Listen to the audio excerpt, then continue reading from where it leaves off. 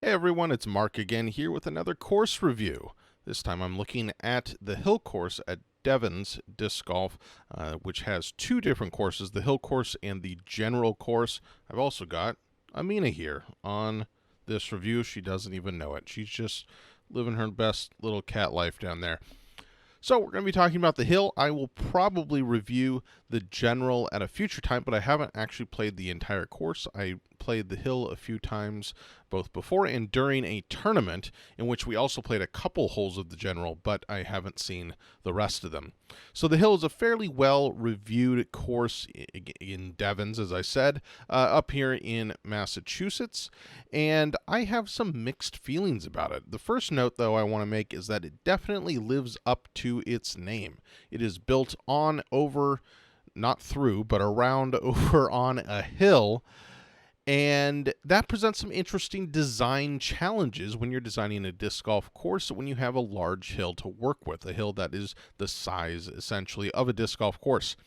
Now, there's three fundamental directions you can go with a hole. You can go up the hill, you can go down the hill, and you can go along the side, or I guess on top. Anyways, horizontal to the slope of the hill. And I think with the hill course at Devens, the designer went up and down the hill too much and did not integrate the side slope, the angle of the hill, as an obstacle nearly as much. That's going to be the first thing I note here, is that most of the holes are going up and down the hill, and it's tiring, man. It is an exercise to play that course. The first time I played it, I was actually quite upset. I felt like I was constantly going to roll my ankle. I was exhausted. I was tired. The second time at the tournament, on a slower pace, it wasn't nearly as bad, but this certainly isn't the course to go to for a leisurely stroll. But let's look at some specific holes here. I want to start with the positives, and there are four different holes that I want to look at as positives for this course, my four favorite holes. So let's start here with hole number 3. Now, when I first played this hole, this is looking downhill quite a ways. When I first played it, I thought, and honestly, based on the sign on the hole, and the signage overall on this course is okay. It's not a very good indication of how the hole works. I thought that it was going to be a long tunnel shut down here, and that maybe it was down and tucked around these trees at the bottom. In fact, the basket is like somewhere around here. It is a severe dogleg to the left. And at first, that kind of annoyed me because, honestly, there's not a great line to the hole if you want to try to get there and get your birdie. There is kind of a line, but there's a risky play and a safe play, and I think that's what makes this hole more interesting than many of the others on this course. The safe play is to land in this area here. Once you get past these two trees right there, you can take a 90-degree turn left, and you've got a clear maybe 150-foot shot up to the basket, which is situated on a slightly higher elevation, surrounded by some rocks. The actual green area of this hole is pretty cool. You want to get it over and above these rocks, and then you have a relatively flat putt, but it is a pretty narrow landing spot to land on, or else you have some severe uphill putts rather. So that's the safe play. The risky play is to throw some kind of super high hyzer or incredibly far, at least for me, forehand that cuts in front of this tree here. You want to cut in front going like this and then land going left. The problem with that is that if you land short, so if you land among these rocks, or even just not quite as pushed into the woods as you want, the angle from this side going to that hill is much more obstructed than down here going to that hill. And so it creates this kind of risk-reward situation, which I think makes for a good hole design, and that's why I chose it. I think it's a highlight. I think it's an interesting hole. It kind of plays, honestly, as a kind of par 3.5, where landing on the green is very difficult, but getting within 100, 150 feet on your drive is fairly simple. And I think that's interesting design ground that I would like to see more courses explore, because it's a lot easier to hit a putt in disc golf than it is in regular golf. So in regular golf, ball golf, you see a par 3. Landing on the green is a pretty good accomplishment. Landing close to the hole to have a reasonable chances of making a putt is much, much more difficult. And in disc golf, it seems like the decent shot expectation on a par 3 is that you land within the circle or maybe within circle 2, in which case you have a decent shot at making the putt. The expectations are very different. So a hole like this where it's actually quite spectacular to land within the circle, I think is interesting aspect of design. Let's move to hole number 10. And based on this picture, you may not understand how severely downhill this hole is. One thing that is cool about the signage on this hole, or on this course rather, is that it shows you the elevation changes. And I think on this one it's at least 60, 70 feet downhill and around 280 to 300 feet if I remember correctly. And there are a few different lines. Obviously, you have the two middle lines here. You have this kind of forehand line. You have the hyzer line around here. And there's different options here. And this fits what I call a touch hole, what I would consider a touch hole, which is kind of an idea, a template hole that I've been considering, very similar to number 4 at Maple Hill. And the idea is that you have a downhill, relatively short par 3, ideally probably with multiple routes to the hole like this one, and then you have punishment behind the basket. And this ridge right here, if you cross that, and that's maybe 15 to 20 feet past the basket, if you go over that, it's very likely your disc is rolling down. It's another severe slope behind the basket. And so you have to have a lot of touch. You have to have a lot of control over your distance on a downhill throw, which is somewhat difficult. It's a challenge. Or you can play it safe, maybe throw an overhand, maybe just throw it lighter than you would expect. You also have to consider the angle at which the disc lands. So if it lands flat or upside down, even more so, it's not going to go as far as if it lands on an angle, in which case it can skip, land, and then roll, because in that kind of situation, the disc often lands on a more vertical position. And I did have a situation where I threw the forehand in practice on this hole down the left gap, and it did exactly that. It skipped even with a mid-range forehand, and then it rolled and went 50, 60 feet beyond, and I had a 60, 70-foot severely uphill putt and no chance of the birdie. So I think it's a very good idea for a hole. There's a couple of holes, actually there's probably like 3 or 4 that kind of fit this idea. This hole number 10, is the only one with the actual penalty for going long. The other ones, they slope out, but it's not nearly as severe, so I chose number 10 as my highlight. Hole number 13, I think, is the best hole in the course. If you don't see it, the basket's right there. And this is zoomed in a bit, this image, just so I could get the basket more in frame. But there is viable routes both along the left and the right here. And that's what I think makes this hole interesting. Because for most players, for right-handed players, the hyzer play on the right is going to be the easiest throw to hit, and it's indeed the widest gap. The left gap is a good 30-40% narrower, as you can see. And the problem with the hyzer play, even though it's the widest gap to hit, is that your disc is then skipping off to the left. And the more it skips off to the left, the further away from the basket it's going to be, assuming you miss all the trees. The straight play is locked because you can see by the basket there's just jail there. You're not getting through that with any kind of intent. It would be a ton of luck. And the left-hand route is the more direct route, and for a right-handed player it's a forehand, which makes it a bit difficult. Honestly, if this tree is key, because that tree right there makes the left-hand route much more difficult and dangerous, because you not only have to get through these 2 trees, you have to miss that one. If you can do that, you have a disc that's now skipping towards the basket around these jail trees near the basket. If you want to get around on the right side, you have to go deep of the basket, or else you have an obstructed putt. So I think it presents really cool options here. 2 main routes.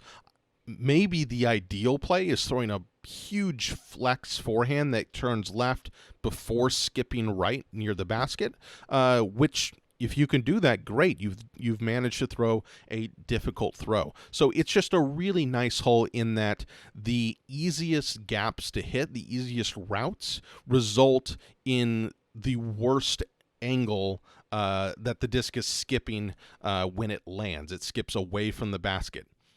If you want to try to get within the circle, you have to throw a more difficult shot. And that's what I think makes it the best hole in the course. And I think it looks nice. I think that the trees in the ground here is more clean than in other areas of the course. The final hole I want to highlight is hole 18. And the reason I want to highlight hole 18 as a positive on this course is it utilizes the side slope of the hill. In other words, going kind of alongside the side of the hill, more than any other hole, or it utilizes it the most effectively compared to any other hole on the course. So it's a straight tunnel shot here. It's got this cool rock formation. The basket sits somewhere down here, down the side of the slope. So the safe play is to throw something straight. Maybe it hyzers out a bit. There's a bit of a landing area there, and land on this top part. And then you'll have maybe an edge of circle putt. The problem is that the putt then goes down the side of the side of the hill here, and it's essentially a death putt. If you miss, you're going long, it's going to float. So that's tricky. The safe play again is lay up a bit, pitched underneath the basket, and you can maybe get your par. But if you want the birdie, you have to play it a bit more risky. So how do you get a disc to turn right as a right-handed player? You can throw the forehand, which is dangerous, although it could be effective, because then it's skipping right, and it skips off the edge of this hill here. And again, when it skips on angle, the disc is more likely to then roll once it lands, and you do not want it rolling down that hole. Ideally, what you want to throw is some kind of shot that goes straight about 300 feet, turns gently right, and lands very soft and flat, which again is a difficult shot to execute compared to the other options. If you're able to do it, you probably have a good look at the birdie. If not, you've got to take your chances and risk the side slope of the hill. And that's why I highlight number 18. That's the major positives of this course. Generally speaking, the signage is okay. I got around the course fine. It's pretty well maintained.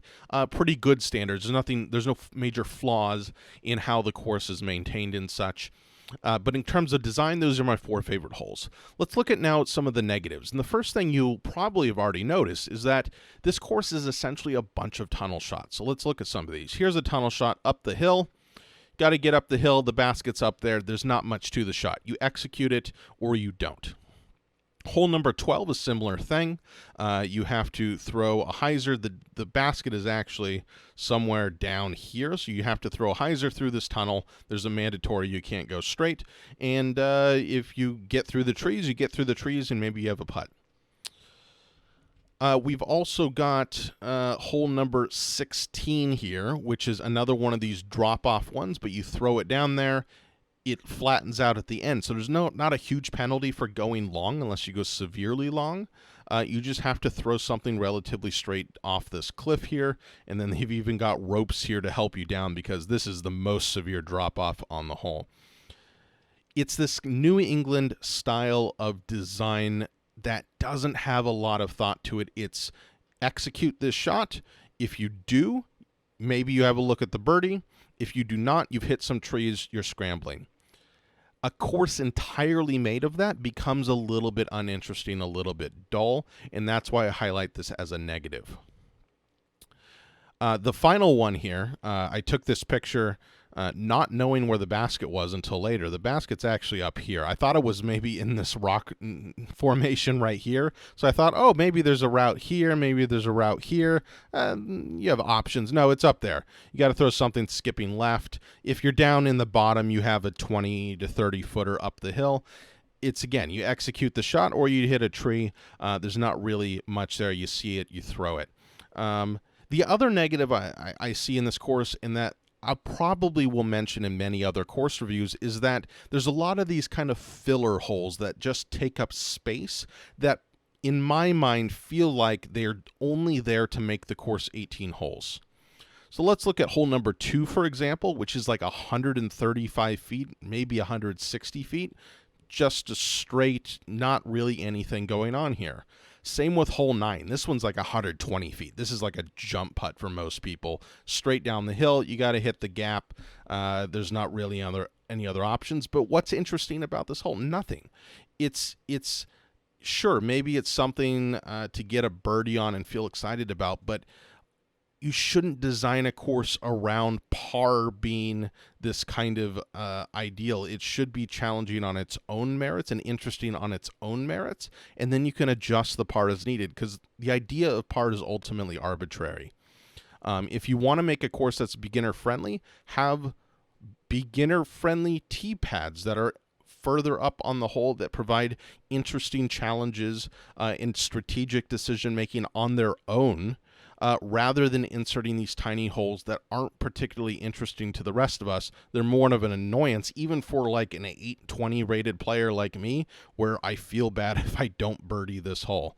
Not particularly interesting. Same with hole 11. We got the basket right in front of us. You got to hit the gap. Again, these are all sub 200. I think all of them are perhaps sub 180 feet holes. And they're not particularly interesting. I don't think that's particularly good course design. I would much rather see a course have fewer holes, have a weird number of holes, have 15 holes, and have all those holes be really interesting than squeezing in 3 additional holes to make it an 18-hole course. Like, the number of holes doesn't need to be 18. Yeah, it's been around forever with ball golf for hundreds of years that kind of became the standard, but at the beginning of the game it wasn't. There were courses all over the place. St. Andrews, I believe, initially was 22 holes. It got pared down to 18. That's where we got 18. All arbitrary. Disc golf doesn't have to do that. Disc golf can have any number of holes. It doesn't have the long, stodgy tradition of regular golf. As much as I love regular golf, it is kind of stodgy on occasion, and one of the merits of disc golf is it doesn't have to be burdened by that, because it's a newer sport and because it's a much more casual sport. So have more interesting holes and fewer uninteresting holes, and your courses will be better, even if it's like a 12-hole course rather than an 18-hole course. Let's look at a couple holes that are just weird. Hole 7 I thought was interesting at first until I played it. So it's got these 2 very distinct routes. We've got the left route over here. We've got the right route over here. It's got this fun giant tee pad that's something else. The basket is right behind this rock over here. So you can go either way. The problem is that once you get past this spot here and this little rock spot here, you're just praying that your disc is not going to hit something. There's not really any way to throw it intentionally in such a way as to miss obstacles. You kind of chuck it out there and hope it gets through. I don't think that's particularly interesting for a hole. I feel like you should feel like you have some agency over the outcome, even if the odds are very slim. I don't feel that with this hole, number 7. And then finally we have hole 14, which I didn't find very fun. And the reason is because it's this severely uphill hole with this massive rock in the way. So severely uphill, again, the picture doesn't do it justice, that I need to throw an overhand to try to clear this rock. I really have a hard time throwing a backhand, and the problem is if you miss, you just smash your disc against this rock. It's a long hole. It's like one of the longer par 3s on the course, and it's so uphill that you can't really play it as a par 3 unless you're a real bomber.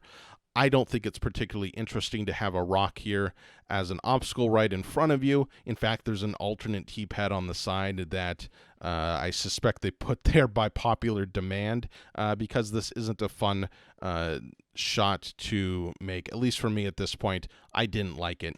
Maybe there's an argument to be made that it presents an interesting challenge for better players, but I didn't like it very much. So, looking at hole 1 here, this nice, gentle opening handshake of a hole. Let's talk about my final thoughts here. So, first of all, the terrain.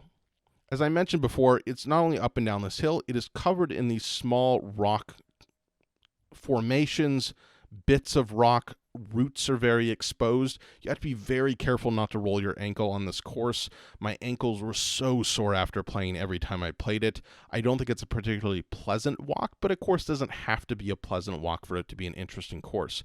The biggest downer to me is that there are just too many holes that don't feel like they add to the experience. They're just there as filler. They present a tunnel to you, sometimes a really tiny short hole tunnel, but they don't provide a lot of excitement or interesting decision making or strategy on the course.